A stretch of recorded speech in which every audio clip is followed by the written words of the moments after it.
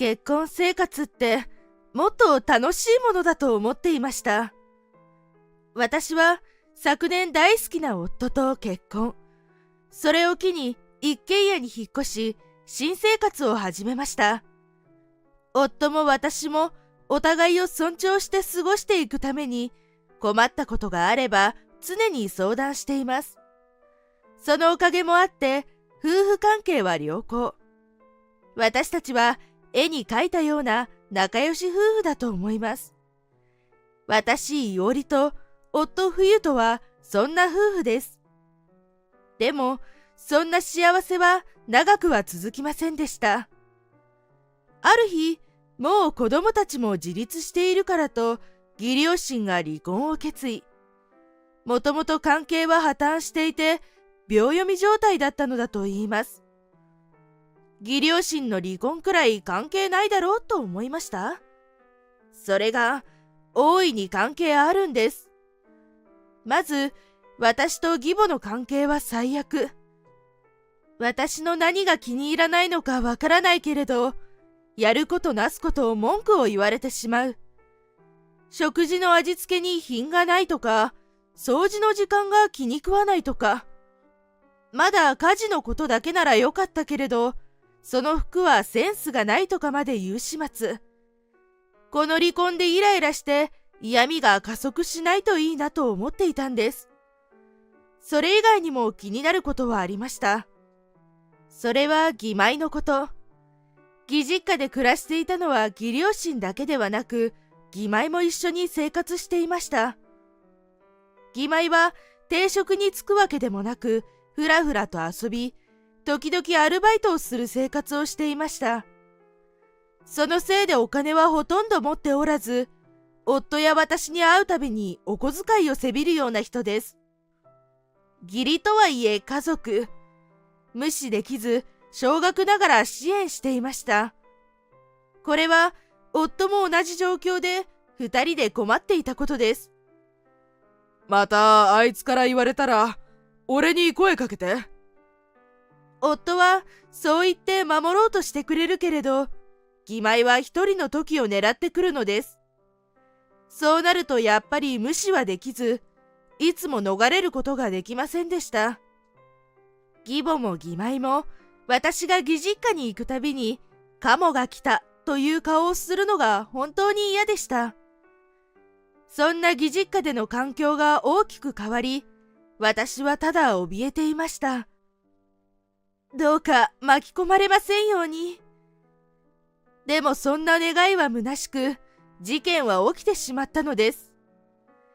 義実家が離婚を成立して数日、朝早くから玄関のチャイムが鳴りました。まだ眠っていた私たちは、何度も鳴るチャイムの音で目が覚めたのです。こんな時間に誰だろう。眠い目をこすりながら出ると、そこにいたのは義母と義妹。大きな荷物を山のように抱えて、ヘラヘラと笑っていました。お母さんたち、こんな時間にどうしたんですか？出るのが遅いのよ。早く入れてちょうだい。それにその荷物、どこへ行くんですか？どこへも何も今着いたじゃない。私はまだ寝ぼけているのでしょうか。まるで家出をするような大荷物を抱えた二人は目的地に到着したというのです。ちょっとどういうことですか？あなたも事情は知ってるでしょ？私たち今日からここに住むから。事情というのはおそらく離婚のことでしょう。でもここに住むってどういうこと？私は何も聞いていません。義母たちはいそいそと荷物を運び入れ、物置に使っていた部屋を陣取り始めました。待ってください。急に困ります。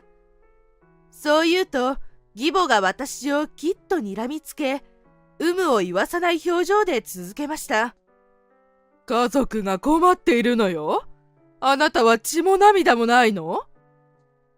私たちが話していると、夫が駆け寄ってきて、全く同じように驚いています。二人ともこんな朝早くからどうしたんだよ。それに、その荷物。義母たちは全く同じようにとても簡素に理由を述べて、我が物顔で荷物を広げていきました。夫は根気強く二人と話し、しばらく同居することに決まりました。ただし、状況が落ち着くまでの間という条件付きで、一時的とはいえ家にいることを許された二人は、毎日を本当に楽しそうに過ごしていました。物置部屋になっていた部屋は、自分たちのために片付けろと催促。私は予定を切り詰めて作業するしかありません。その上、食事はきっちり3食。学校よりも規則正しい時間でテーブルに着きます。配膳を手伝うこともなく、完全にお客様としてです。まだ？もう私お腹ペコペコなんですけど。この家は家族を飢えさせるのが趣味なのかしら。何もしてないのに、どうしてそんなにお腹がすくの？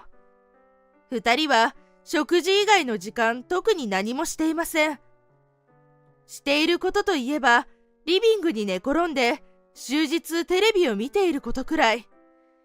家事の手伝いなど少しもしようとはしませんでした。それ以外にすることといえば、私への嫌味を言うことくらい。私のことなどお構いなしに次々要求してくる二人。いおりさん、お茶を入れてちょうだい。今手が離せないんです。茶葉はキッチンの棚の右から。私に入れろっていうの？ありえない。でも今すぐにはちょっと。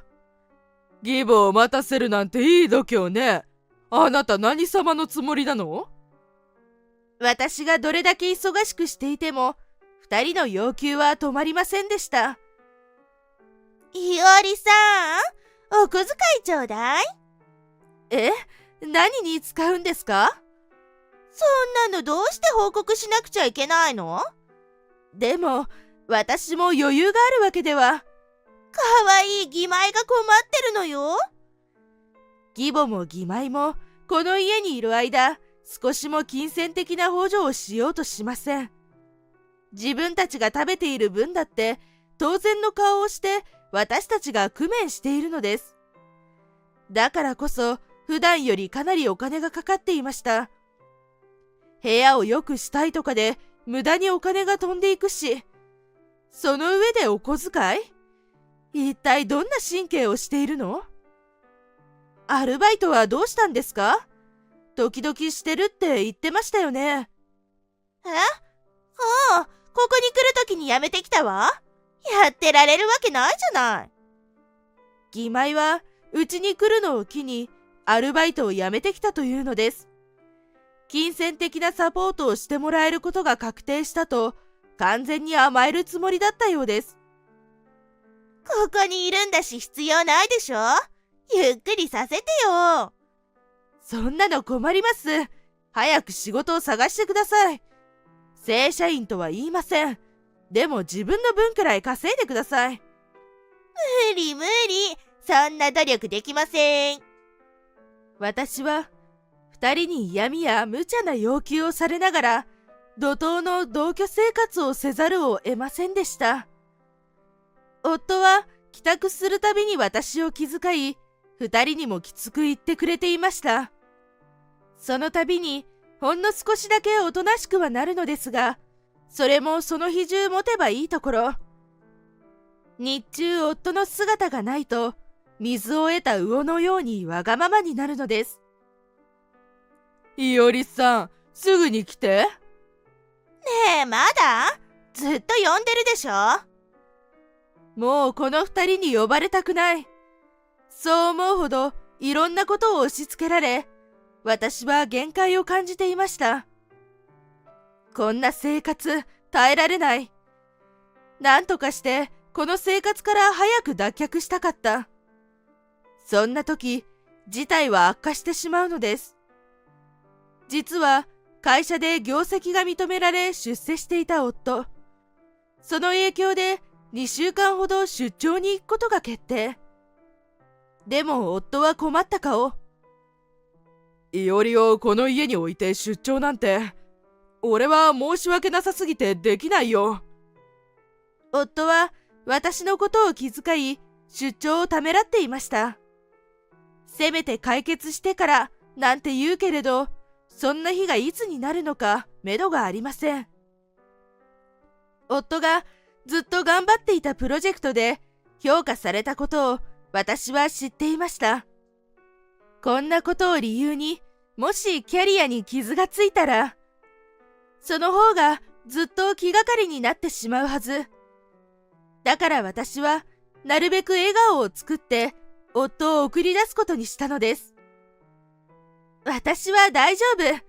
たかが2週間だよ。それに2人もそろそろ落ち着くかも。でも、大丈夫。なんとかやってみせるよ。それでも夫は迷っているようでしたが、無理やり送り出すことに成功しました。私が踏ん張らなくちゃ。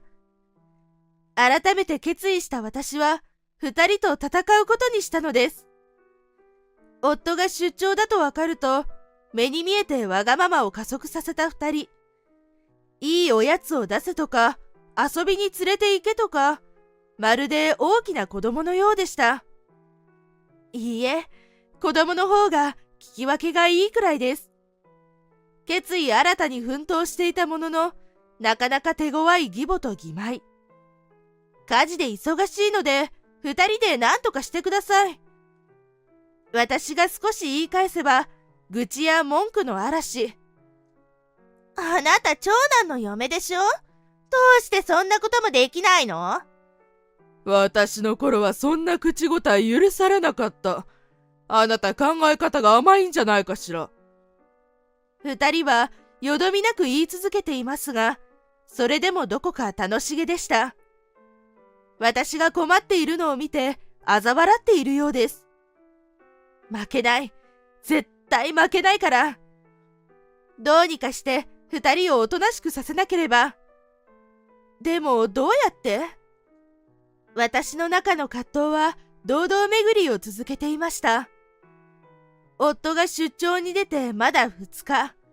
もうギブアップしてしまいそうです。とはいえ、これ以上好きにさせておくわけにはいかず、私は涙をこらえながら過ごしていました。それでも続く2人からの攻撃。いおりさんどこ？何やってるの？お昼ご飯は何かしら？すぐに作って。早く何とかしないと、私が壊れてしまう。こんな生活を続けていてはいけない。夫が出張に出て4日目。いつも通り自分勝手な2人から注文は続く。いおりさん、面白いことやってよ。え？面白いことって？時間切れ。つまんない。そんな急に言われても困ります。気の利いたこともできないの？あなたって本当に何もできないのね。それでも長男の嫁？世の中の長男の嫁は、家事が完璧にこなせて、自分の思い通りに言うことを聞いてくれるの？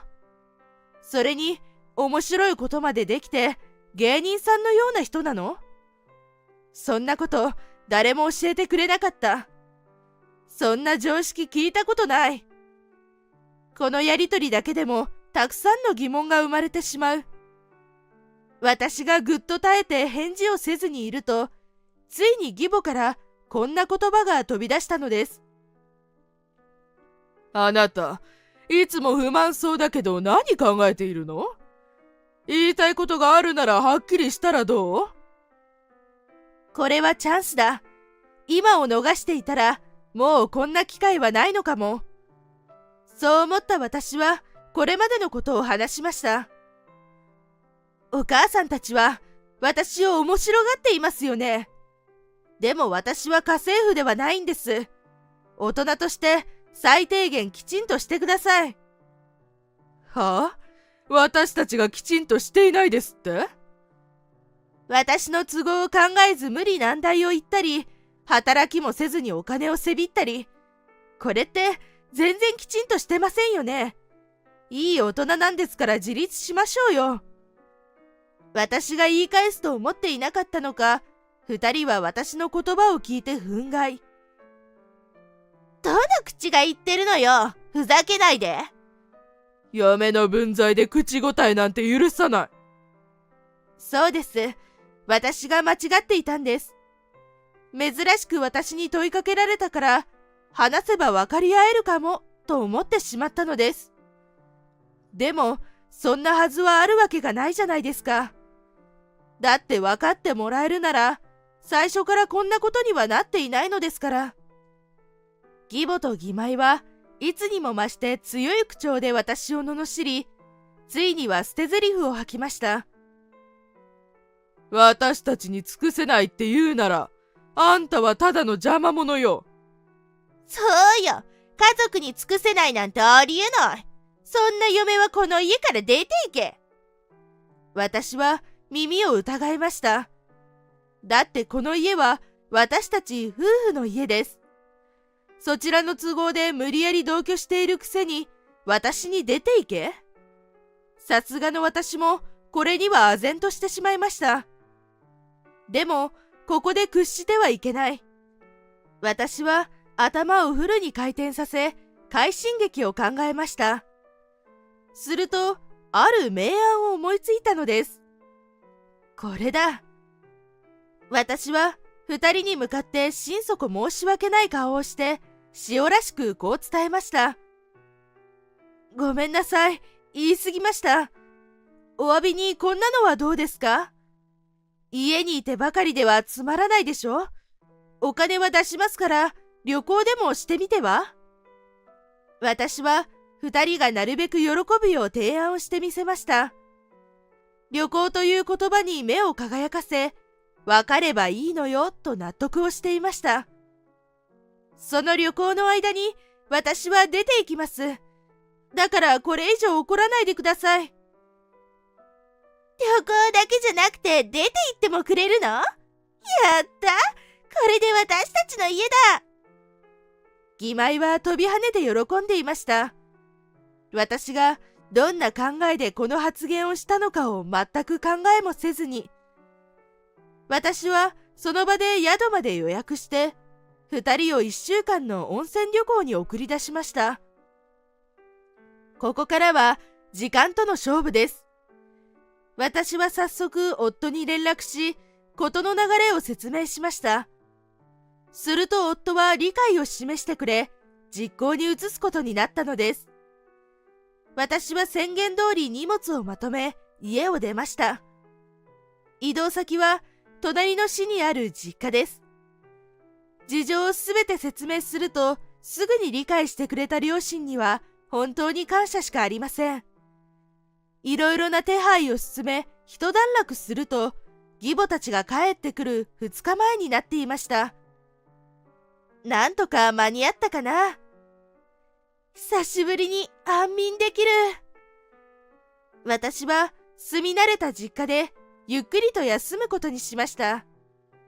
義母たちが戻ってくる予定の日、想定通り私のスマホが鳴りました。いおりさん、これどういうこと？旅行から戻られたんですか？たくさん楽しめましたか？それどころじゃないわよ。何この作業車。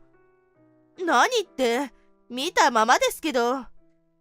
家にはシートがかかっているし、知らない人が壊そうとしてるし。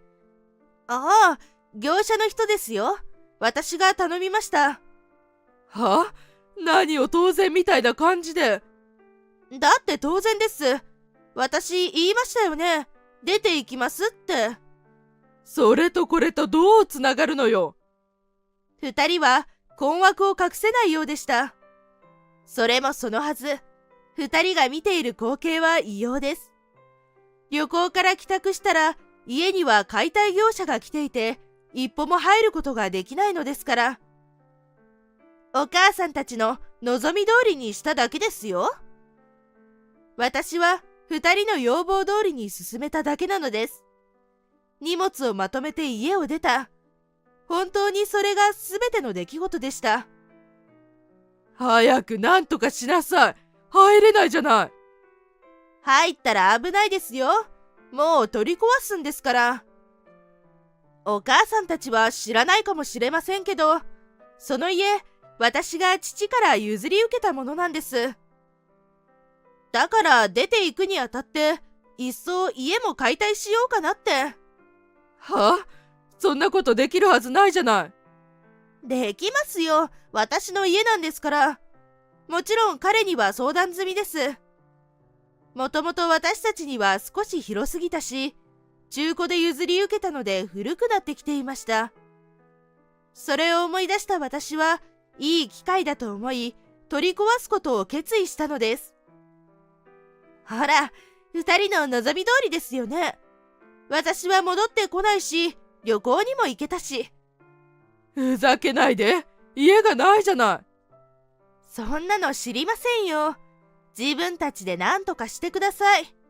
きちんとしてるんですよね。じゃあ二人で協力したらどうですか？電話の向こう側では業者にどくように大声で怒られているのがわかりました。二人の荷物は事情を話してお父さんのところへ置かせてもらってます。かなりご立腹なので早く行った方がいいですよ。義母も義妹も事の重大さを理解したのか、私のことはそっちのけで大慌て。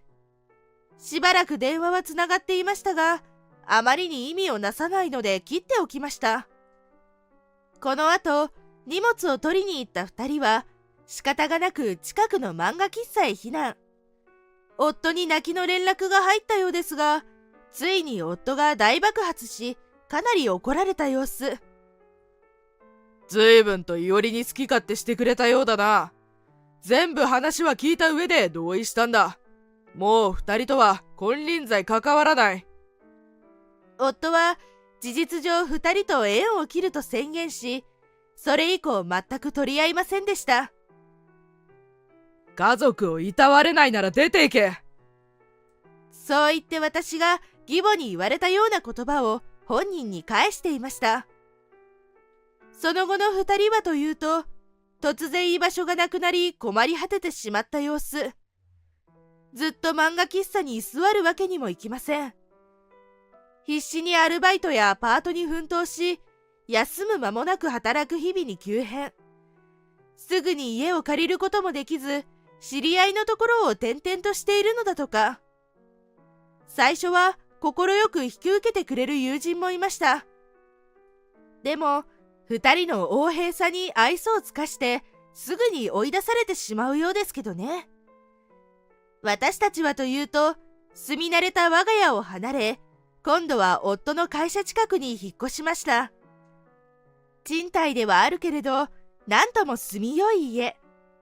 解体したところには新しい一軒家を建てる予定。